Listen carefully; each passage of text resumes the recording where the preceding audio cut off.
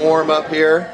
We're going to be, what is the title of your speech here? It's a completely fictional autobiography. There we go. We're on it. All right. Children are welcome. Children are welcome. I don't really have a bucket list as such, but one of the things that dawned upon me is I have a little shtick that I have been doing for a long time. I mean a long time. Would you believe since 1949? Maybe 1950, probably 1950. And it dawned upon me that I never had a chance to do it for the Unitarians. And so I waited and tried to find I could do it at an auction or something like that. It never quite worked out. So finally I said, well, the heck with it. It's my birthday. I better get it before I get too old to do it. I better do it for the Unitarians. And so this is my shot. Now, one of the nice things about it is you're supposed to have a few drinks and you enjoy this.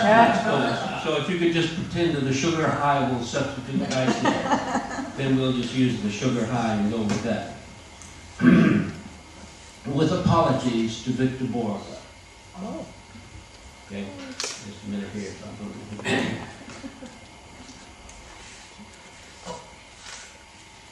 My name is Jack Conyers, and I was born in Copenhagen, Denmark. We weren't very rich, so I was born at home. When my mother saw me, she was taken to the hospital. When I was 5 years old, my father found me sitting in front of a roaring fire. That made him angry because, you see, we didn't have a fireplace. And prior to that, he had said, Conyers. You see, my father could never remember my first name. He said, Conyers, how old are you? And I said, I'm 5. He said, shame on you, Conyers. When I was your age, I was 10. 3 years ago, I came to America. To be exact, in 2 months, it will be 3 years and 2 months. Unfortunately, I couldn't speak a word of English, which I found was pretty bad because most people over here do speak English. But I tried to learn it, and I got along as time and a half went by.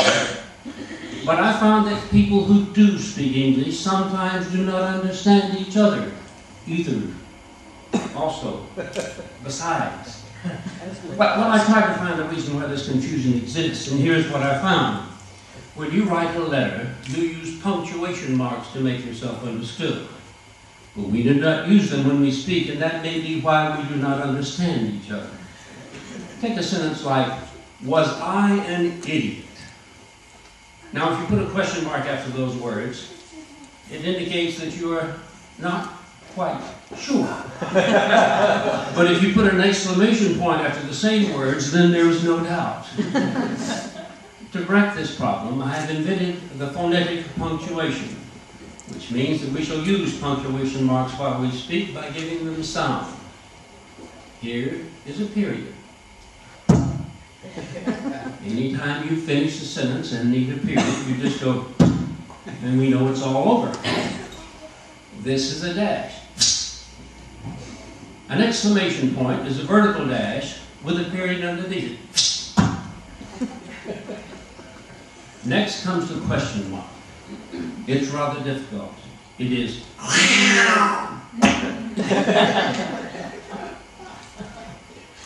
This is a comma. Quotation marks are 2 commas, or if you're left-handed, finally we have the colon. You know, the 2 little dots. You can either put them over each other or under each other, as you feel like. Here in America, I believe they put them over each other. In Denmark, we put them under each other. But Denmark's such a small country. Colons sound like this. And that's all you have to learn. To give you a practical demonstration, I prepared an example of how this would work. If I can find it. Yeah. I have in my hand a pocket edition of Shakespeare.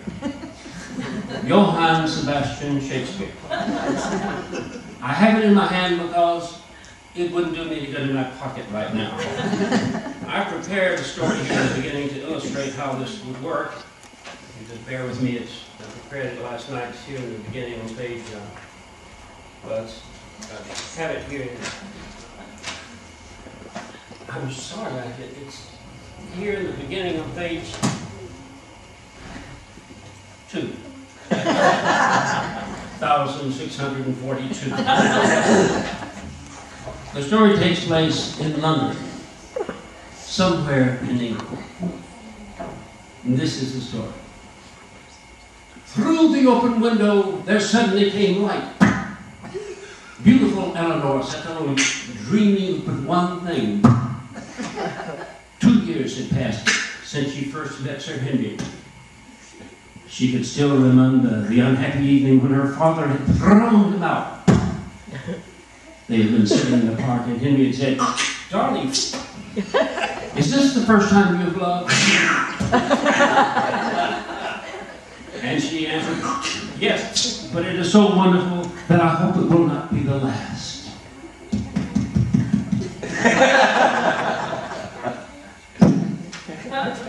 Suddenly, she heard a well-known sound. It was he. In 2 strides, he was near her, embraced, kissed, and caressed her. "Henry, what is love?" she asked. And he answered, "Well, I don't know, but I couldn't live without it." "Where have your thoughts been?"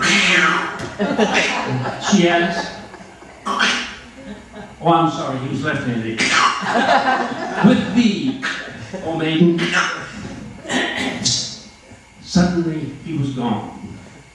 All she heard was the well-known sound of his departing horse.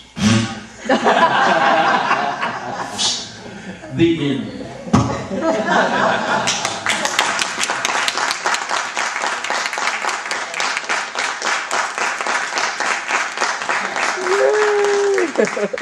Well, I have scratched that itch, so thank you for bearing with me while I did so. Mr. Morgan would be proud. Victor Morgan has changed it, by the way, as he goes along. It's become, this is the 99 version that you got. But he now has it it gets pretty bawdy. The exclamation point is... and he gives all sorts of demonstrations and stuff. It's pretty bawdy, but I keep the 1949 version, which is... C-rated version. the C-rated version. Okay, that's it. You can go home now.